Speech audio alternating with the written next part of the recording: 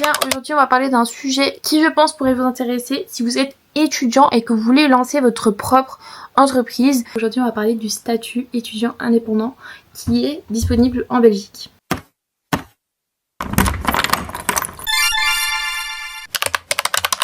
Je sais pas comment ça se passe en France, mais nous en Belgique on a le statut étudiant indépendant qui permet aux étudiants de devenir indépendants pendant leur cursus scolaire. Donc si tu as toujours eu envie d'être indépendant, c'est possible. Alors moi j'ai connu ce statut grâce à l'école, puisqu'ils nous ont proposé de suivre des cours du soir avec une équipe, plusieurs élèves, des élèves qui se seraient inscrits à cette formation et on aurait eu un diplôme d'étudiant indépendant reconnu par l'école et par l'état belge. J'ai suivi cette formation 2-3 fois, mais c'est vrai que ça m'a tout de suite refroidi parce que j'ai jamais été quelqu'un qui a eu envie de créer son entreprise, j'ai jamais eu vraiment envie d'être indépendant, mais c'est vrai que ça me tentait de monter une entreprise parce que je me suis dit c'est une expérience en plus, c'est des savoir-faire en plus, du savoir tout court en plus, donc j'avais envie d'aller à cette formation. Donc c'est vrai que j'y ai été 2-3 fois, j'avais pas vraiment de projet en tête et c'est vrai que ce genre de formation c'est mieux quand t'as un projet en tête parce qu'il te demande de présenter ton projet devant tout le monde, il te demande de critiquer les projets des autres, sauf que moi j'avais pas assez de recul parce que jamais de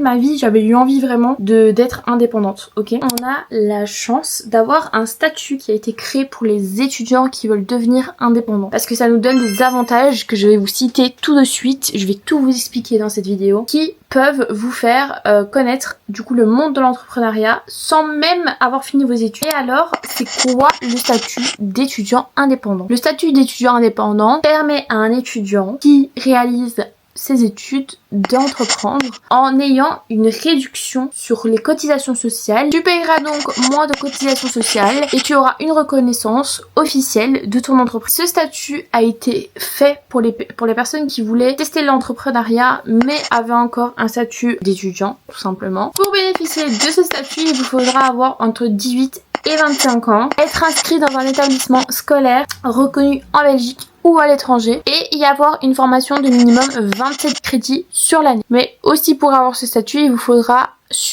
créer une activité indépendante, bien évidemment c'est le but, et t'affilier à une caisse d'assurance sociale telle que Partena par exemple. Par rapport aux cotisations sociales, je vais prendre mes petites notes pour vraiment être complète avec vous. Les cotisations sociales dépendent de ton revenu net imposable annuel. Si tu as entre 0 et 8430,73 €, tu n'auras pas de cotisation sociale à payer. Si tu dépasses ce seuil jusqu'à 16 861,46 €, tu auras des cotisations réduites, plus ou moins environ 20% sur la partie qui dépasse. Par exemple, tu dépasses de 2000 € le seuil des 8400, et bien tu seras imposé 20% sur les 2000 €. Et pour ceux qui gagnent au-delà de 16 861 €, tu seras complètement imposé, donc tu auras tes cotisations sociales pleines à payer. En fait, ce qui est vraiment avantageux, c'est de rester en dessous du seuil des 8000. Ça, c'est vraiment, on va dire, le top du top. Après, c'est vrai que si ton activité décolle au-delà des 8000, ton entreprise sera légitime de pouvoir payer les petites cotisations sociales que tu auras en plus. Alors, par rapport à ta sécurité sociale et tes droits, par rapport à tes soins de santé, tu restes couvert par la mutuelle de tes parents. Par rapport au chômage, non, tu n'as pas droit au chômage, même si tu es indépendant, donc tu n'as pas droit au chômage, et en plus tu es normalement inscrit dans un établissement scolaire. Donc ton activité est censée être un plus et pas ta seule activité. Pour ta pension, non, en étant étudiant indépendant, tu ne cotises pas pour ta pension. Alors en ce qui concerne les démarches administratives, je pense que c'est la partie la plus intéressante de cette vidéo et je pense que c'est pour cela que vous regardez cette vidéo. Il faudra en tout premier lieu choisir un statut juridique. La plupart du temps, quand tu es étudiant indépendant, tu te mets en personne physique. Surtout, n'oublie pas de t'inscrire à la banque des Carrefour des entreprises. Tu peux le faire via internet et je te mettrai en barre d'infos les sites où tu pourras payer et faire cette démarche. Ensuite, tu devras ouvrir un compte professionnel, un compte bancaire professionnel qui doit être normalement dissocié de ton compte bancaire personnel pour que tu aies une vue sur tes revenus, tes dépenses, pour ton entreprise. Et ensuite, il te faudra un numéro de TVA si ton entreprise est commerciale, soumise à des frais de TVA. Les avantages de ce statut, c'est simple. Alors déjà, tu as des cotisations sociales très faibles, ce qui te permet de toucher brut jusqu'à 8430 €. Énorme. C'est un statut clair et reconnu. C'est un vrai statut reconnu par l'État et souvent reconnu par les écoles.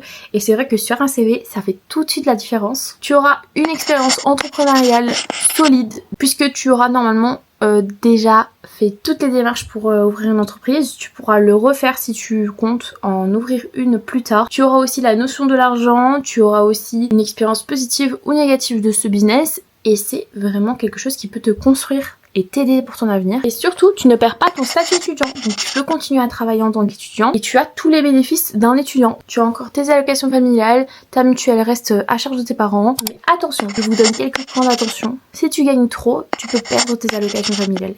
Et ça fait mal. Tu devras faire aussi une déclaration fiscale chaque année. Tu n'as pas le droit complet à la pension et tu n'as pas de chômage. Et attention, bien évidemment, il ne faut pas que cette activité prenne le dessus sur tes études. C'est une activité complémentaire à tes études. Tes études doivent rester ta priorité. Alors voilà, je vous fais des gros bisous. J'espère vous avoir éclairé sur ce statut étudiant indépendant en Belgique. Et j'espère vous avoir fait sauter le pas. Et j'espère que vous aurez plein de réussite. Gros bisous.